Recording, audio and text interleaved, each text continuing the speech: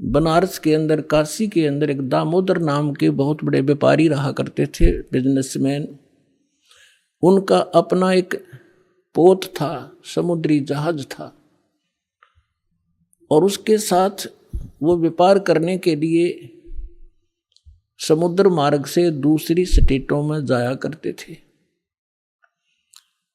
उसके साथ और भी उसी शहर के आसपास के काफी अन्य बनिए लोग भी साथ जाते थे उसके जहाज में किराए पर, और अपना सौदा लाया करते थे। सेठ जी बाहर गए हुए थे और पीछे से उनकी धर्मपत्नी, जिसका नाम धर्मवती था, वो बहुत धार्मिक थी। सेठ दामोदर भी बहुत नेक आदमी थे, भक्ति बहुत विश्वास करते थे परमात्मा। और हमारे हिंदू समाज के अंदर राम और कृष्ण, गणेश और इन भगवानों से ऊपर कोई हमारा इष्ट नहीं था। और ये सभी क्रियाएं हम किया करते थे, जो वो कर रहे थे, जो हम करते हैं वैसे ही वो किया करते थे। उस समय परमात्मा ने के बहुत से शिष्य हो गए थे और बहुत दुख दूर हो गए थे। एक दिन ऐसे ही उस सेठ की पत्नी धर्मवती के पास एक बहन गई उसके पास कि बहन, हमारे घर पर सत्संग है, आप आ जाओ। तो उसने सोचा चल मेरी वो बहन ज़्यादा उसके निकट थी और पहले कई बार चर्चा कर रखी थी उसने परमात्मा की। तो कर्मवती ये कहा करती, कभी आसपास तेरे आपके गुरुजी आवे तो उसमें बताना, मैं दीक्षा अगर ज्ञान समझ में आ गया तो मैं दीक्षा लूंगी, वैसे नहीं लूंगी। तो उस बहन ने अपना सत्संग करवा लिया और उसको अपनी सहेली को आमंत्रित किया। अपने आत्माओं परमात्मा का ज्ञान, ओए होए, और ज्ञान सब ज्ञानड़ी, कबीर ज्ञान सो ज्ञान, जैसे गोला तोब को करता चले मैदान। परमात्मा ने सृष्टि रचना सुनाई। परमात्मा जहां भी नया सत्संग करते थे सबसे पहले सृष्टि रचना सुनाया करते थे, और फिर मालिक की वाणी में उनके शब्द में ज्यादा कसकती आत्मा तुरंत खिंच जाती थी। सारा ज्ञान सुना। धार्मिक देखो पुण्यात्मा होती है ना, वो घनी अटबट नहीं करा करती, सारा प्रमाण सामने, और फिर अग्रम अग्रम। तो धर्मवती उस बहन का एकदम सिर गया शरीर। जब सत्संग परमात्मा ने कर लिया 2 घंटे और बैठ गए, 10-20 भगत थे, अपनी अपनी कहन लागे। तब उसने परमात्मा ने कहा बेटा दीक्षा लेगी। वो कहने लगी महाराज मेरी आत्मा तो मानना है मैं दीक्षा लूँ आपकी, मुझे ज्ञान पूर्ण रूप से समझ में आ गया। कुछ तो उस बहन ने कई बार सुना रखा था और फिर परमात्मा ने फिर उसको सही सुचारू कर दिया। पर भगवान मेरा एक समस्या है मेरे सामने। तो परमेश्वर कबीर जी ने कहा बोल बेटा क्या शंका है वो बता मुझे। कि यूँ कहा करें, यूँ सुना है मैंने कि जोड़े में नाम लेना चाहिए। मेरा पति गया हुआ प्रदेश में धन कमाने के लिए, और वो आ लेगा तब नाम लूंगी, लेकिन मैं अब मुझे ऐसा लग रहा है कि मैं इस घर से बाहर कदम रखूंगी आपकी झोंपड़ी इस स्थान तक, कि मेरी मृत्यु ना हो जाए। आज मुझे आपके सत्संग से एक एक पल भारी हो गया कि ये जीवन नाश हो रहा मेरा, तो मैं नाम कैसे लूं। परमात्मा बोले बेटा ये भ्रम जो इन मूर्खों का पैदा किया हुआ है, तुम एक दिन जन्मे नहीं, एक दिन मृत्यु नहीं होगी। आपके पति आपसे बड़े हैं, वो पहले जन्म हुआ, आपका बाद में हुआ। और दूसरी बात यह है कि अध्यात्म मार्ग में फिर उसने कहा जी मैंने उनसे पूछा नहीं है, और आज तक मैंने कोई भी काम उनसे बगैर पूछे किया नहीं है, और कहीं वो मुझसे नाराज ना हो जाए, मैं पाप की भागड़ ना बन जाऊं। परमात्मा ने कहा बेटा आत्म कल्याण के मार्ग में किसी से पूछने की आवश्यकता नहीं, और सभी कामों में सलाह ले सकते हो, सभी बातों में। इसमें एक पल भी देर नहीं करनी चाहिए, कोई पाप नहीं लगे। अब वो चाहे नो ठीक, गुरु जी के मुख से जो शब्द सुन लियो फाइनल सच्ची है, मैं महाराज फिर दीक्षा दे दो। अब उसने नाम ले लिया। अब रोज ये मंत्र आप देख रहे हो, ये मंत्र दिया करते दाता सबसे पहले, केवल बीच बीच के 5। अब हम हिंदू इनके ऊपर आरूढ़ थे ही, लेकिन वो मंत्र गलत जाप करे थे। ये मूल मंत्र है इनके। जैसे आपको बहुत बार बताया है, जैसे एक भैंसा होता है या जो बैल होता है, खागड़ जिसने कहे, उसने वैसे कहे जाओ भैंसा भैंसा, कतई नहीं सुने। अरे एक बार न्यू कर दिया हुर्र, वो न्यू देखेगा और भाग उसकी तरफ दौड़ना हो जाएगा।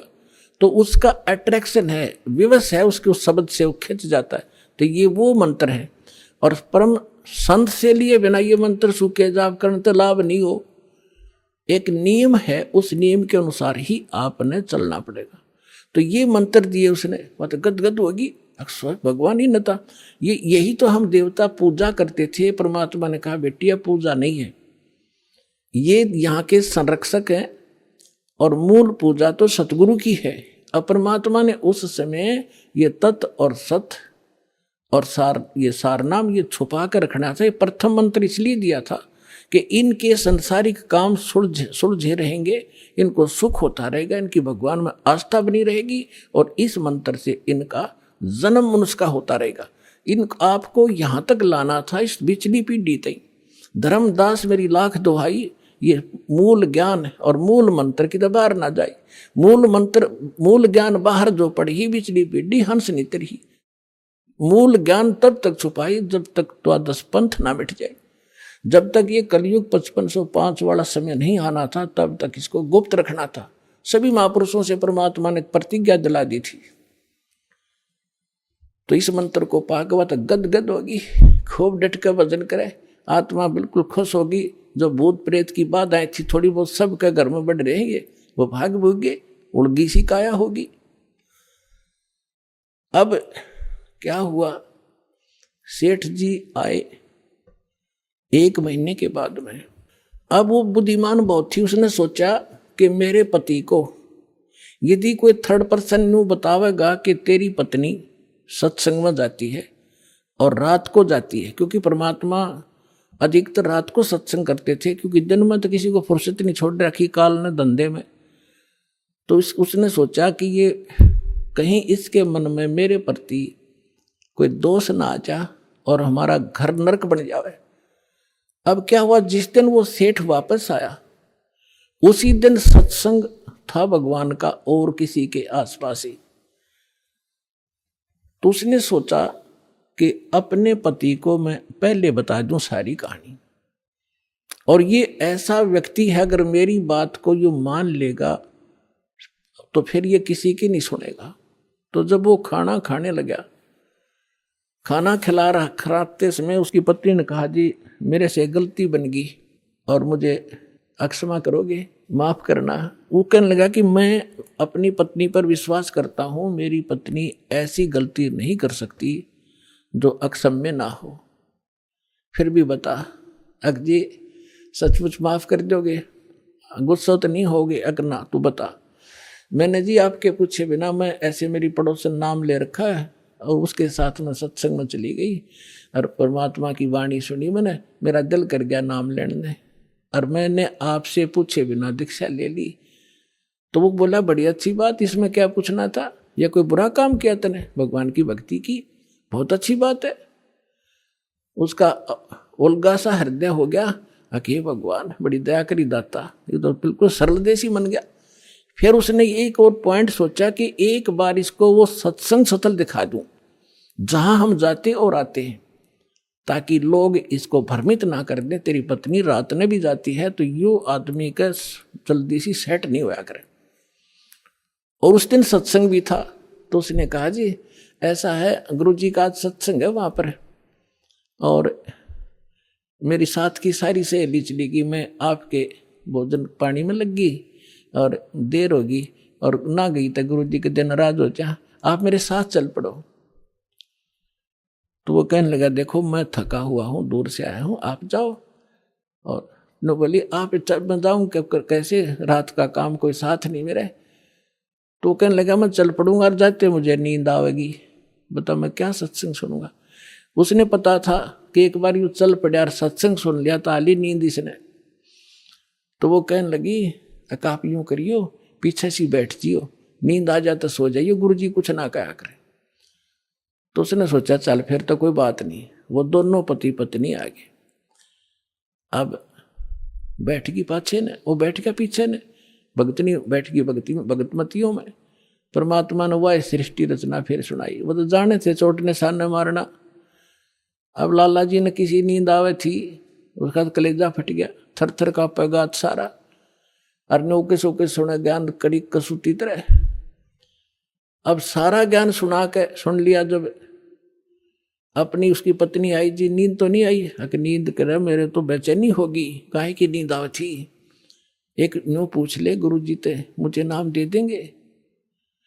तो उसने जाके कहा महाराज जी भगत जी आए हैं और यूं कहे दीक्षा मिल जाएगी। कहा बेटा बोला। तब उसने क्या बोली, कहा जा नाम देंगे आपको। सेठ जी जाकर बैठ गया पास में, कहने लगा भाई सुन ले लाला जी। परमात्मा बोले देखो सेठ जी, आप हो इन देवताओं के गणे पुजारी, और परमात्मा का नाम लेने के बाद आन उपासना नहीं करनी होगी। वो कहते 100 वर्ष सतगुरु की पूजा, एक दिन आन उपासी और वो अपराधी आत्मा फिर पड़े काल की फांसी। 100 वर्ष गुरु की अनुसार साधना कर ली, सतगुरु के अनुसार, एक दिन भी आन उपासना कर ली ना किसी देवी देवता की, पिछली सारा भट्ठा बैठ जाएगा तेरा।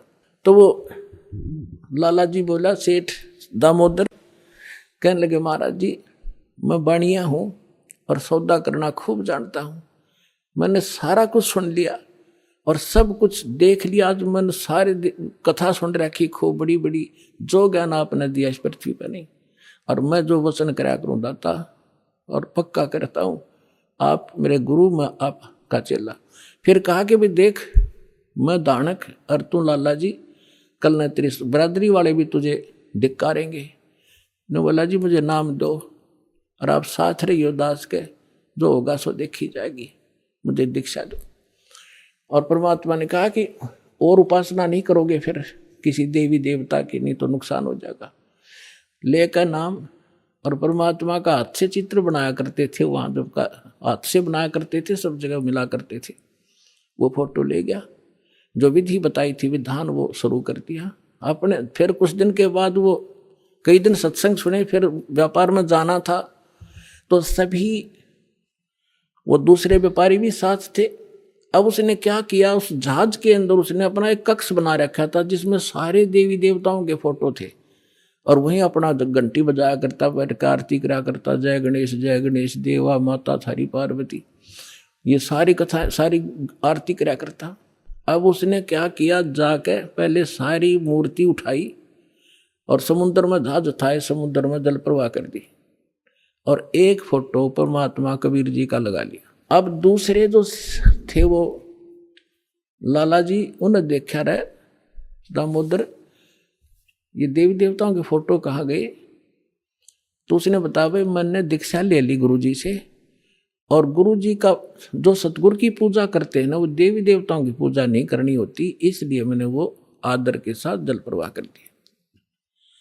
तो वो सारे कहने लगे रहे तू बट्ठा बैठावेगा, तेरा नाश हो जाएगा, तने कहाँ एक क्या क्या है ये कबीर, ये धानक एक दुल्हा, इसकी कड़ फंटी में आ गया, तो कहाँ बातों में आ गया, तेने देवता छोड़ दिए, रामकृष्ण जैसे बलवान भगवान छोड़ दिए, देखना तेरा क्या होगा। वो बोले भाई कुछ भी हो मेरे साथ, आप अपनी क्रिया करो, मैं आपको ना कहता, आप मेरे पीछे क्यों पड़ गए, मैं अपनी करूँगा, आप अपनी करो। अब उस दिन उसके बाद उसको कबीर कहने लगे कि यू आ गया कबीर, दामोदर कहना छोड़ दिया। ने बोला भाई कुछ भी कहो, थारी भी जी पवित्र है, भगवान का नाम लेने थे, ठीक है मुझे मालूम है तुम किस विषय से कह रहे हो, कोई बात नहीं। अब वो चले गए और सब अपना माल लाद के बच्चों समेत जा रहे थे कुछ तो, क्योंकि 3-3 4-4 महीने वापस आया करते थे। जब वापस आ रहे थे पूरा माल लाद के, और बीच में जब आ लिए समुद्र के, एक भयंकर साइक्लोन उठा, तूफान, समुद्री तूफान 30-40 फुट ऊंचा होकर, और इतनी 200 किलोमीटर प्रति घंटा की स्पीड से चला करता, जहाज का तब निशान भी ना पाओ उस पर कित पड़ा है। और देख लिया उन नबी, क्योंकि छोटे मोटे तूफान कई बार ऐसे होते थे, उनको पता था ऐसी सती थी बहुत भयंकर होती है।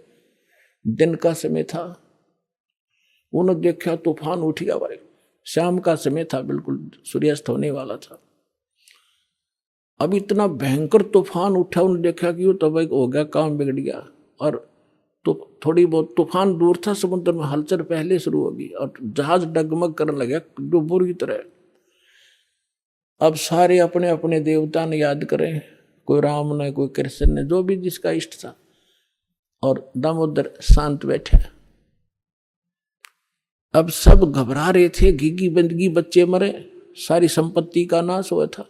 तो वो कहने लगे, दामोदर आप क्यों नहीं अर्ज करते अपने गुरुजी से कि मैं क्या करूंगा, मेरा गुरुजी तो गरीब सा व्यक्ति है, मेरे भगवान, और आपके इसे ताकतवर भगवान जी ने पहाड़ तक ठा लिए, आप बच्चों की उड़ा मैं बच जाऊंगा, आप कर लो अपनी अर्ज। जब उन्होंने देखा कोई जतन काम नहीं कर रहा, उनमें एक वृद्ध लाला जी था, नो क्या कर भाई, क्या कर सतगुरु का भगत तगड़ा हो से, आप एक वे अर्ज कर दो। ने बोला तुम बैठ जाओ, कदे बीच में फिर नो को महाराज ने सुन ली थी, अग बैठा को नहीं जाता, तो कर लिया रजम बंद हो जाते। तब परमात्मा खड़ा होकर दामोदर ने कहा था, हे परमात्मा आपका ज्ञान समझ में आ गया, और मैंने आपकी महिमा इनका आगे घड़ी गा रखी है, और दाता मुझ नीच के, ठीक है आप तो समर्थ हो, सक्षम हो, कुछ भी कर सकते हो, अगर आज कोई उक चुक होगी मुझ नीच के कारण होगी, मेरे में कोई त्रुटि होगी, मैं आपकी मर्यादा ठीक नहीं कर पाऊंगा, हे परमात्मा आपकी बेइज्जती का कारण ये दास बनेगा। न्यू कह गो बेहोश हो गया, हृदय से पुकार के इस बात ने सोच कर मैं तो बहुत क्या करता, परमात्मा न्यू कर दिया, उसका न्यू कर दिया, उसके ऐसे कर दिया। इतने समय में अंधेरा हो गया, रात के 8-9 बज गए, और तूफान ऐसे चांदनी रात्रि थी, ऐसे बैठ गया जैसे छाड़ा सा वहीं का वहीं, नो का नो धरती में।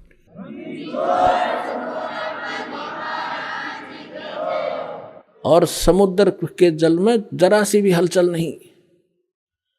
अब उस दामोदर को पानी के छींटे छाटे मार के मुंह पे होश में ले आए। तब उन्होंने कहा कि भाई दामोदर हमसे बड़ी घनी गलती हुई, हमने आपके गुरुदेव की बेइज्जती करी, हम कति नीच प्राणी हैं। और उन्होंने संकल्प कराया था कि यदि आज जान बच गई, हमारे भगवान तो फेल हो लिए, जब आज इस तूफान रुक गया और हमारी जान बच गई, दामोदर हम तेरे साथ चलाएंगे, नाम लेंगे उस परमात्मा का। तब दामोदर को कंधे पे बैठा लिया उन लालाओं ने, और बोले बोलो दामोदर की जय। ने बोला नहीं, जय बोलो जिसने यू काम कराया है, बोलो कबीर परमेश्वर जी की जय हो।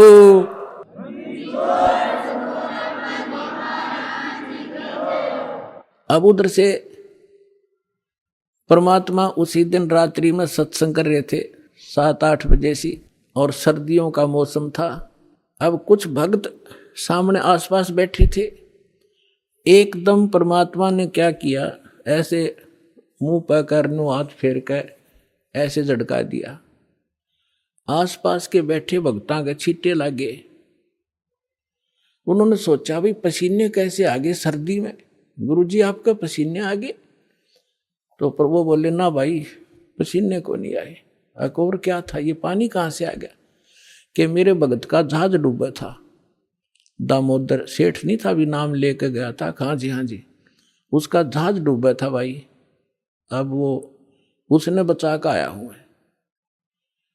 अब वो भगत सोच रहे थे अब भाई, अब क्योंकि हम भक्ति अवश्य करते हैं लेकिन विश्वास दृढ़ नहीं होता, और परमात्मा कहते हैं कहा हो तो हरि नाम से, जब मन में नहीं विश्वास, बिना विश्वास के जो भक्ति करते हैं वो सफल नहीं होते। तो वो कच्चे से थे और मन में उनका न्यू थी, ऐसे ही शब्द गा रहे थे, ज्ञान सुना रहे थे, पसीने आगे होंगे, हमारे सामने बैठे और वहां कैसे समुद्र में जहाज बचा के आए हैं, वो तो बात कही आई हुई।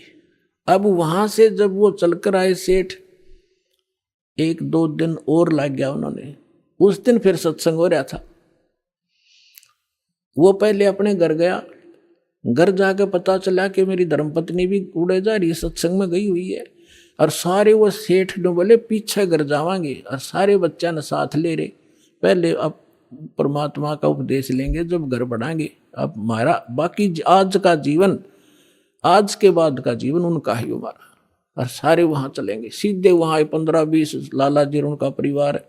अब क्या हुआ, अब उधर सत्संग चल रहा था और वही भगत मिले जुले से वो आया करते उस क्षेत्र में, तो सारे वही बैठे।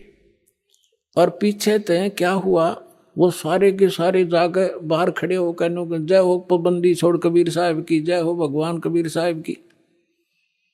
परमात्मा बोले रे बाहर कौन शोर कर रहा, पता करके आइयो।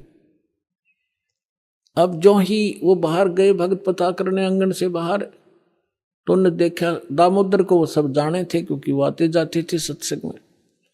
तो उन्होंने आकर बताया जी दामोदर सेठ आ रहा है और उसके साथ और कई लाला जी हैं, सेठ हैं, और आपका दर्शन करना चाहते हैं। बोला बुला लो भाई, क्या बात होगी।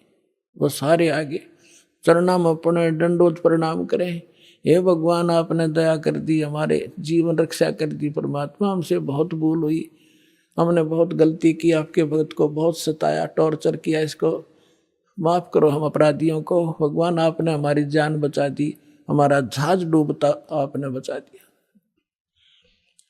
परमात्मा बोले क्या कह रहे हो भाई। और परमात्मा चाहते थे जिनका मन में शंका थी, वो उनका भ्रम निवारण करने के लिए एक सच बताओ, सारी कहानी क्या हुआ था कि भगवान ऐसे ऐसे हो गया था। हमने अपने सारे जंतर मंतर कर लिए थे, कोई राहत नहीं मिली। फिर हमने आपके भगत आराध करी थी, इसने आपको पुकारा के मंत्र पढ़ा यू दाने, यू बेहोश हो गया आपको पुकार के। तब कहा बेटा मैं ही वहां पहुंचा था और आपकी रक्षा करी थी, और आपका अब सौभाग्य है कि आपको इस संकट आपके लिए वरदान से दोगा कि आपके समझ में आगे और आप यहाँ आगे दीक्षा लो और अपना कल्याण कराओ। सभी ने नाम लिया, उनका कल्याण हुआ। बोलो सतगुरुदेव।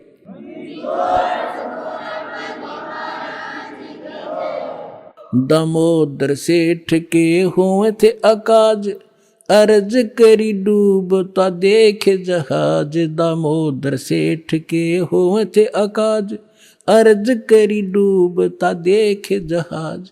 लाज मेरी रखियो गरीब नवाज, समुद्र से पार लंघाने वाले। लाज मेरी रखियो गरीब नवाज, समुद्र से पार लंघाने वाले। धन धन सतगुरु सत कबीर भक्त की, पेड़ मिटाने वाले सत साहिब।